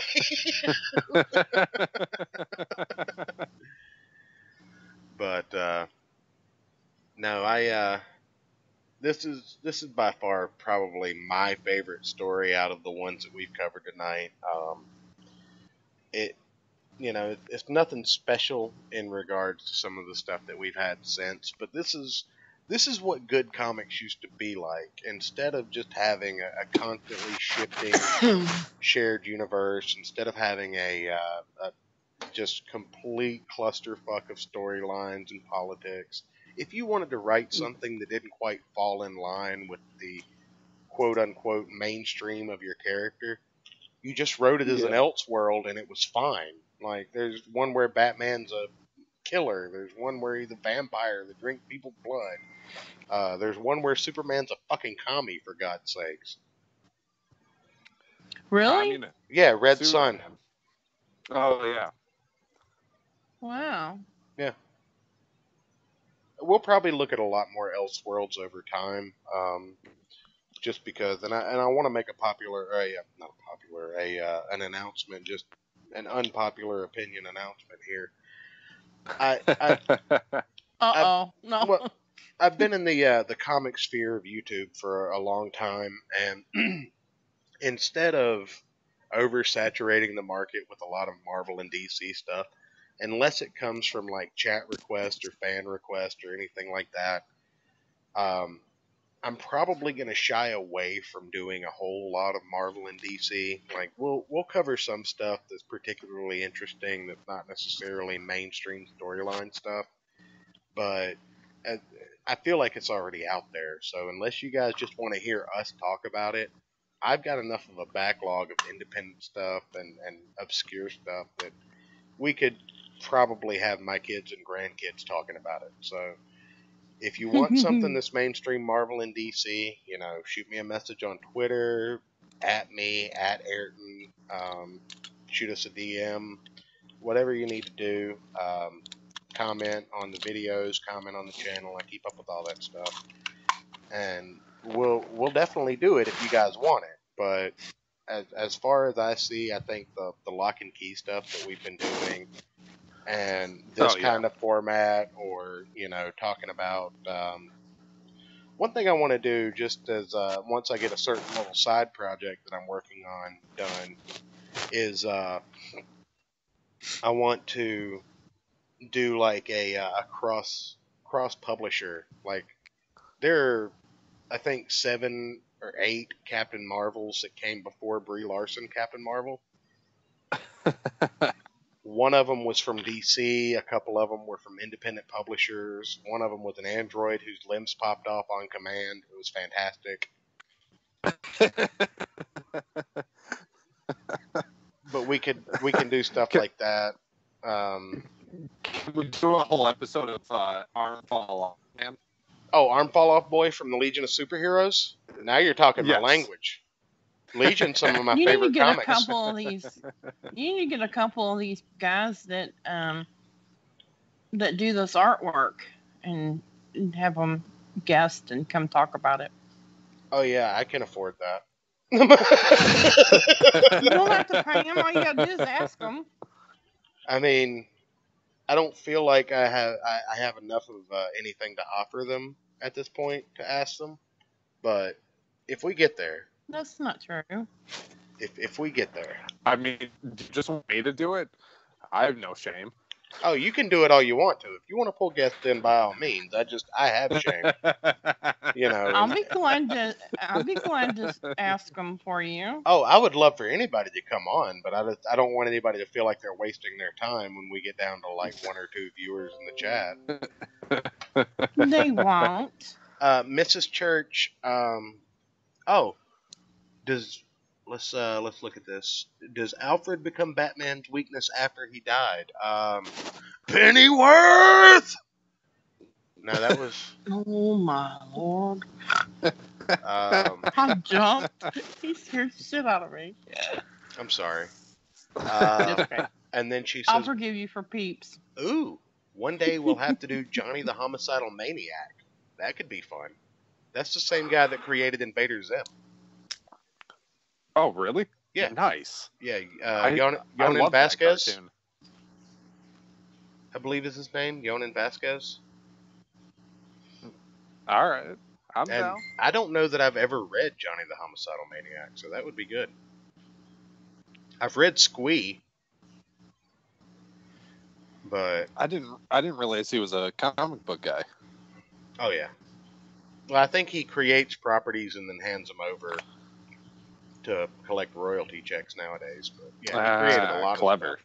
Yeah, he created a lot of stuff before he got famous. That's how you get the money. So But no, that's actually a pretty good one, Johnny the Homicidal Maniac, and that's all black and white comics too. So oh, nice. yeah, that's all like scratchy, it's not clean art, like if that makes Yeah. sense. Like it's not super polished, but it's really nice. And It- me and her, stylized. yeah, Johnny the Homicidal Maniac was Yonan Vasquez's first creation, says Mrs. Church. She's the expert on that one, so. But yeah, we'll look at it. We'll go over it one of these days.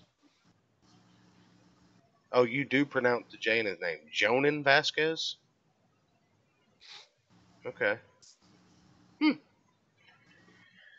But yeah, we'll go over that one day. I'll send it to you so you can thumb through it if you want, Becky, and see how you Okay. feel about it. I do have a couple of would like to read images. I do have a couple of images that I'm gonna throw up on OBS, just boomer tier, just because we talked about them before. But Becky asked the question about being able to use 2 rings at one time. So first thing, let's just add image. Whatever. I do what I like. Ken, I have no idea what happened, but your screen share went away on my end. Good. No, There you not go. really on mine. There you go. All right. There's the first image that I'm gonna bring up. Can you guys see it now? Ah, No. yes, now I can. You can't, Becky. No, Why are you guys so I bad? could a minute ago. I can see it. Well, I didn't do anything. I'm just sitting here. All right. I'm sharing it I again. didn't touch nothing. I didn't touch nothing. Yes, no, maybe, sort of, kind of. I can see it. Okay. Becky broke it. Proceed, sir. Yeah, you know.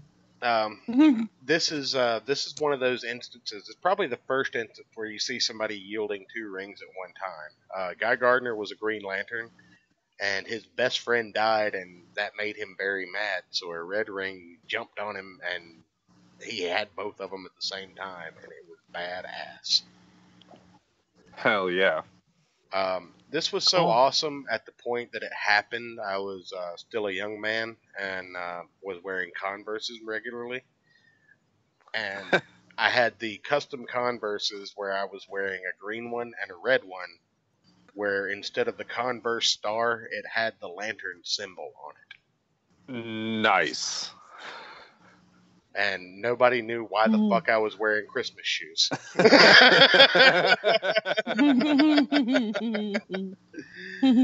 I thought I was so cool until somebody says, "Why do you have Christmas shoes on? It's July." Oh my god. You So, should have just taken the shoe off and smacked them. I mean, they I were still wear Converses. Converse if I'm not wearing cowboy boots. Well, So. Converses take a long time to take off. Yeah, especially if you keep your laces flat like I do. But Mm-hmm. this is the shot where let me actually just let me transform. Oh no, I don't want to stretch it. That's bad.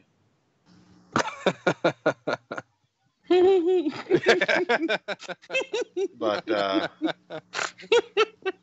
this Guy Gardner, the guy that was badass enough to wear two rings at one time, decided he wanted to pick a fight with Batman, and Batman just knocked him the fuck out. Like, just laid him flat out. Just cold clock the motherfucker. Right, and Batman doesn't have superpowers, so a guy with the strongest weapon in the universe got cold cocked, knocked the fuck out by Batman. Like Mike Tyson punch out. And my favorite thing is the other superheroes in the background are just like, well, We saw he that asked coming. for it. Yeah, we saw this coming. Who the hell didn't see this coming? In the world? Let's see. I think I have one more image if it'll actually pull up.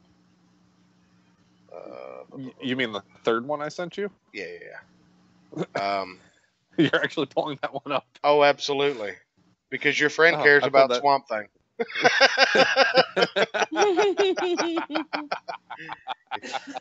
He's the only one, but he does. This is the end of Brightest Day. This is where they fully realize that the Swamp Thing is the embodiment of life. Which, again, in the lore of the DC universe, it makes sense because the Swamp Thing is tapped into the force of the green, which is all living life on the planet. Plant-wise, the red is animals, and the black is death, and blah blah blah blah. Plot device.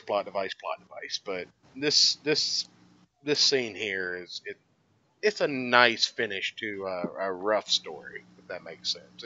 It at least pays off in the sense of, okay, well, that makes about as much sense as I would expect with what I just read. and I mean, really, like, so I didn't read this when it came out. When you were reading it, did you expect it to be Swamp Thing that was the chosen one? I didn't even remember ring? Swamp Thing existed. So, I mean, as far as story writing goes, that is a pretty good twist.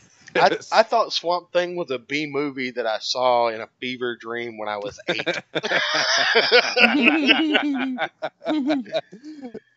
And I'm pretty sure it was. But anyway, now with this crash course in comic books that probably leaves you feeling like you never should have come on this podcast, what was your Not a chance. what was your favorite of the 10 that we went over? The most interesting in your opinion? Probably the one where it was the flip. The of her. Dawnbreaker one? Yeah. All right. Well, I mean, like I said, that was my number 2. So and again, I have a lot more like nostalgia for the older stories. So Yeah, the Dawnbreaker one was fantastic too.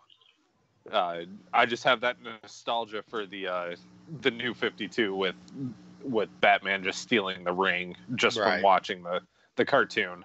Yeah. So And- being a huge brown coat Firefly nerd. Well, one thing that I had to take into consideration was the fact that as a Green Lantern fan, I had to stop myself from covering the animated TV shows and Right. the comic books or not the comic books, but the video games based on comic books. Obviously, we Yeah. love to cover comic books. If I stop covering comic books, we just go dark, folks. But I am looking at the clock, and it just hit 12 a.m. So I'm going to assume that Rackets is going to boomer it up and take a minute to actually get on live. But I did want to thank everybody for coming out and participating in chat. I wanted to thank everybody for for showing up to help me run the show. I want to thank everybody that liked and shared on Twitter, all the new subscribers, all of you guys. I've had a blast. Should we make the announcement for the subscriber goal? Oh God. Yes, go ahead. if we reach 100 subscribers, and this is Church's idea, not mine, we will do a 12-hour live stream, and he's going to mail me some bull testicles to fry up and eat on live on stream. Oh my god! So, Yep. because I'm not How getting my many- crack. how many I'm not getting my subscribers? 100. That was Church's idea, Well, I wanted to be in league with Jesse. and I'm Um, not getting my crack wax like Jesse claims to be doing. So, Well, he's not going to do that because Mom shamed him. But anyway, thank both of you guys so much. Hang out. We'll finish. Thank this you. off. Yeah, we'll say goodbye on the after call or whatever. But again, thank everybody for coming out and chat. This has been amazing, and I love doing this with you guys every week. Tune back in tomorrow night. always a blast. Yeah, tune back in tomorrow night, same time and channel. We will be covering Lock and Key like we were supposed to today. If we can recover Jesse, if not, then we'll figure something else out to talk about. But If not, we're going to talk about Lock and Key anyway. Oh shit! Oh shit! Shots fired. All right, guys. You guys have a great one, and thanks again.